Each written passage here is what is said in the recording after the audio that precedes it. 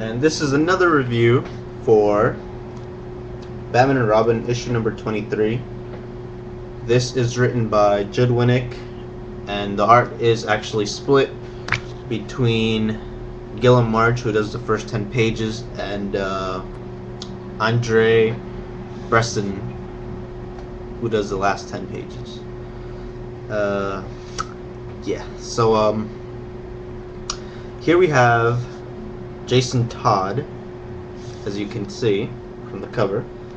Jason Todd, who is in Arkham Asylum due to previous events in Batman and Robin. And he is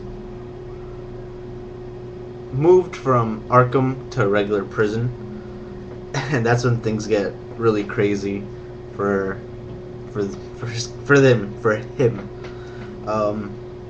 First off, this is very much Judd Winnick's Jason Todd, and it just read so differently, or should I say, Grant Morrison's Jason Todd read so differently than how Judd Winnick usually writes him. And I have to say, I really like Judd Winnick's interpretation of Jason Todd for obvious reasons. However, I'm not the biggest fan of Jason Todd. So, that being said, I like this issue. Starts off with Jason and Bruce, and they're having this conversation, and I've been waiting to see this scene almost as much as I've been wanting to see Damian and Bruce have their little time, which I don't know when that's gonna happen, but that's beside the point. But I love that scene. That was my favorite scene of the entire book. Kind of.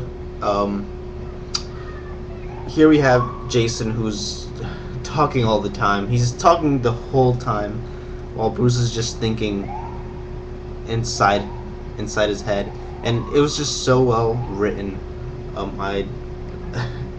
I loved it. It was a good scene, definitely, and every single thing that Jason Todd does and says in this issue are just pure genius. I really like Judd Winnick's take on Jason Todd. So that being said, I really don't have any complaints on the writing department, except that maybe it's just a little bit too focused on Jason Todd. And yes, I know this arc is going to be about the Red Hood. This just really didn't feel like a Batman and Robin comic to me. Again, I'm not the biggest Jason Todd or Red Hood fan, so yeah, but I didn't hate it. I actually liked it a lot.